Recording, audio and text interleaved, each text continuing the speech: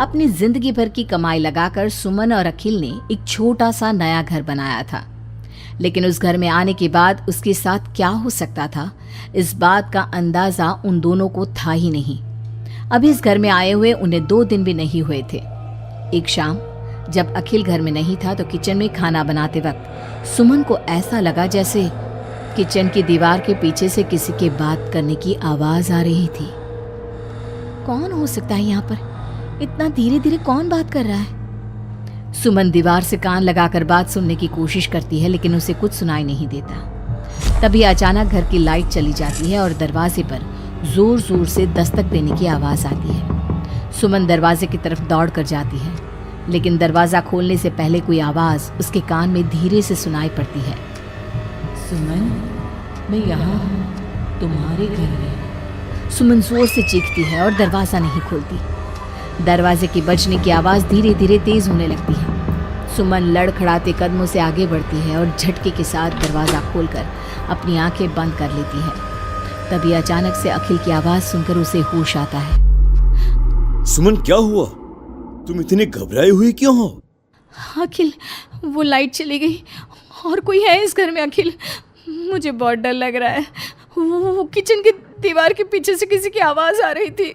कैसी बात कर रही हो? तुमने खुद सारे लाइट की स्विच ऑफ किए हुए हैं। देखो, लाइट तो आ रही है। सुमन, तुमने घर में अंधेरा क्यों किया हुआ है? और किसकी आवाजें आ रही थी? चलो चलो, मैं जाकर चेक करता हूं। नहीं अखिल, मैंने लाइट ऑफ नहीं की। और मैं क्यों लाइट ऑफ करूंगी? ये देखो, ध्यान से देखो, घर के सारे स्विच ऑफ हैं। तुम भी ना कमाल करती हो सुमन। तुम्हारी तबीयत तो ठीक है? ये देखकर सुमन और भी ज्यादा डर जाती है कि सच में लाइट की सारे स्विच बंद थे। सुमन समझ नहीं पा रही थी कि ये सब किसने किया होगा। ठीक उसी वक्त अखिल किचन की तरफ जाता है और सुमन को ऐसा लगा जैसे पीछे से किसी ने उसके कंधे पर हाथ रखा। उसने जैसे ही पलट कर देखा, एक साया उसके घर के दरवाजे से बाहर निकलता हुआ नजर आया। अखिल, अखिल यहाँ आओ, देखो कोई तो है। अभी अभी मैंने उसे बाहर जाते हुए देखा है। सुमन, मुझे लगता है कि तुम्हारी तबीयत ठीक नहीं है। अरे, मैंने किचन में भी जाकर देखा। पास वाले घर में जो लोग हैं ना, उनसे बात करने की आवाज आ रही है। एक काम करो, तुम जाकर आराम करो, मैं खाना खुद परोस कर खा लूंगा। ओके? तुम बेडरूम में जाओ। जाओ। नहीं अखिल, मैं अकेले नहीं जाऊंगी और अब इस घर में मैं एक दिन भी नहीं रहना चाहती। थोड़ी देर के बाद सुमन और अखिल दोनों ही बेडरूम में जाकर सो जाते हैं। डर की वजह से सुमन को नींद नहीं आ रही थी, लेकिन फिर वो गहरी नींद में सो जाती है और सुबह जब सोकर उठती है तो उसने देखा कि अखिल ऑफिस के लिए तैयार हो गया था। अखिल, आप कहाँ जा रहे हैं? मुझे इस घर में अकेला छोड़कर आप कहीं नहीं जा सकते। देखो सुमन, मेरा ऑफिस जाना बहुत जरूरी है। कल तुम ऐसे ही डर गई थी। अब परेशान मत हो और मैं ब्रेकफास्ट बाहर कर लूंगा। ओके? जब तुम्हारी तबीयत ठीक लगे तो तुम खाना बनाकर खा लेना। और हाँ, अगर तुम कहो तो मैं तुम्हारे लिए बाहर से खाना भिजवा दूं। नहीं अखिल, उसकी कोई ज़रूरत नहीं है। मैं अपने लिए खाना बना लूंगी, लेकिन मुझे डर लग रहा है। डरने की कोई बात नहीं है। अभी मैं चलता हूं, तुम अपना ख्याल रखना। चलो, गुड बाय। अखिल के जाने के बाद सुमन बाथरूम में नहाने के लिए चली जाती है और शावर ऑन करती है। नहाते नहाते सुमन को एहसास होता है कि शावर से पानी की जगह खून गिर रहा था। उसने घबराकर सामने लगे मिरर में देखा और ये देखकर उसके पैरों तले जमीन खिसक गई कि वो पूरी तरह सर से पैर तक खून में भीग चुकी थी। सुमन भागकर बाहर आती है। उसे अपने घर का पूरा फर्नीचर जला हुआ नजर आता है और उसके ठीक सामने खड़ी हुई थी एक औरत जिसने दुल्हन के कपड़े पहने हुए थे। उसके चेहरे पर लंबा सा घूंघट था और उसके शरीर से खून टपक रहा था। कौन हो तुम और क्या चाहती हो मुझसे? यहाँ क्यों आई हो तुम? मैं तुमसे तुम्हारा पति चाहती हूँ। मुझे अपना पति दे दो और मैं वापस चली जाऊंगी। लेकिन मेरा पति? अखिल, मेरा मतलब तुम्हें मेरा पति क्यों चाहिए? हमने क्या बिगाड़ा है तुम्हारा? तुमने नहीं, हर सुहागन औरत मेरी दुश्मन है। और जब भी मेरी आंखों के सामने कोई औरत अपने पति के साथ नजर आती है तो मैं उसे जिंदा नहीं छोड़ती। लेकिन तुम ऐसा क्यों करती हो? और प्लीज मैं तुम्हारे आगे हाथ जोड़ती हूँ, तुम मुझे और अखिल को जाने दो। हम दोनों हमेशा के लिए ये घर छोड़कर चले जाएंगे। अब ऐसा नहीं हो सकता। एक बार जो इस जमीन के आसपास से गुजर जाता है, उससे फिर हमेशा के लिए मेरे साथ इस जमीन के नीचे मेरी दुनिया में चलना पड़ता है।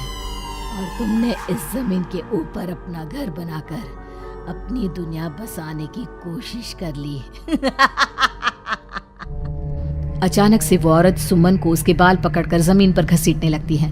सुमन दर्द से जोर जोर से चीखती है, लेकिन उसकी आवाज उसके घर की दीवारों के अंदर दब कर रह जाती है। अब बाकी दूसरी औरतों की तरह मैं तुम्हें भी इस घर की दीवारों के नीचे दफन कर दूंगी और तुम्हारे पति को हमेशा के लिए अपना पति बना लूंगी। जानती हो, मेरी भी शादी हुई थी, लेकिन शादी के ठीक बाद मांग में सिंदूर भरकर मेरे पति ने गला घोट कर मेरी हत्या कर दी और इस जमीन के नीचे मुझे गाड़ दिया। बस तब से मेरी आत्मा यही भटक रही थी। मुझे भी सुहागन बनना है, मुझे भी पति चाहिए। छोड़ दो मुझे प्लीज, मुझे जाने दो। देखो तुम्हें पति चाहिए, तुम किसी और को अपना पति बना लो। मुझे और अखिल को जाने दो यहाँ से। लेकिन वो औरत सुमन को लेकर वहां से गायब हो जाती है। शाम को जब अखिल ऑफिस से लौट कर आता है, डोरबेल बजाता है, तभी मुस्कुराते हुए सुमन दरवाजा खोलती है। दरअसल सुमन के शरीर के अंदर अब उस औरत की आत्मा थी, लेकिन अखिल का चेहरा देखते ही सुमन के शरीर के अंदर एक हरकत होती है और वो अचानक से नाराज हो जाती है। क्या हुआ सुमन? आज तो ठीक हो ना? तुम्हारी तबीयत भी ठीक लग रही है आज तो। गुड।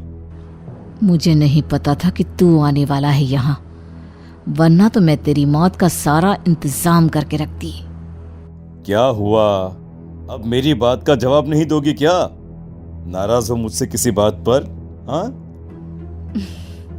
ऐसी तो कोई बात नहीं है। जाओ, डाइनिंग टेबल पर तुम्हारा फेवरेट खाना लगा दिया है, जाकर खा लो। हाँ, खुशबू तो बहुत अच्छी आ रही है। वैसे भी सुबह से कुछ खाया नहीं है। थैंक यू यार, मैं जल्दी से जाकर खाना खाता हूँ। ओके? अखिल जैसे ही खाने की कटोरे का ढक्कन हटाता है तो वो हैरान रह जाता है कि वहां पर सुमन का कटा हुआ हाथ था। उसमें पहनी हुई चूड़ियों से वो सुमन के हाथ को पहचान जाता है। खाने की जगह सुमन के शरीर के छोटे छोटे टुकड़े काटकर उस आत्मा ने अखिल के सामने परोस दिए थे। अखिल घबराकर वहां से भागने लगता है। तभी सुमन के शरीर में मौजूद वो आत्मा अपने असली रूप में आकर अखिल के सामने खड़ी हो जाती है। कौन हो तुम? और क्या किया तुमने मेरी पत्नी के साथ? इसका मतलब वो ठीक कहती थी कि इस घर में कुछ गलत है। कहाँ है मेरी सुमन?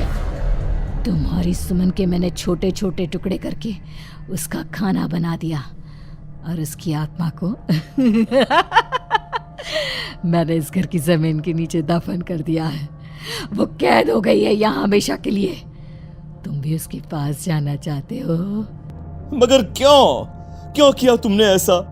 क्या दुश्मनी थी तुम्हारी और मेरी पत्नी? पहले तो मैंने तेरी पत्नी को सिर्फ इसलिए मारा क्योंकि मैं तुझे अपना पति बनाना चाहती थी।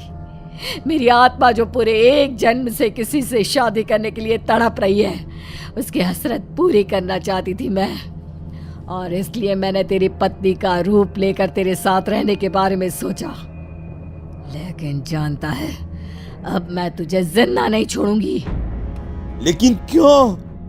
देखो तुमने सुमन के साथ जो भी किया, मुझे जाने दो यहाँ से प्लीज। अखिल भागने लगता है, लेकिन घर का दरवाजा अब लॉक हो चुका था। अब तो भाग कर नहीं जा सकता। मेरे हाथ तेरे खून से रंगने के लिए बेचैन हो रहे हैं। मेरा गला सूख रहा है, अब उसकी प्यास तेरे खून से ही बुझेगी। अरे लेकिन क्यों? तुम्हारी आखिर मुझसे दुश्मनी क्या है? आत्मा अखिल की बात का कोई जवाब नहीं देती और अपने लंबे नाखून उसके गले में गड़ाकर उसके शरीर को खा जाती है और उसके बाद जोर से हंसते हुए कहती है, तेरा शरीर भले ही अखिल का शरीर है, लेकिन तेरे अंदर मेरे पिछले जन्म के उसी पति की आत्मा थी जिसने शादी से एक रात पहले गला दबाकर मेरी हत्या की।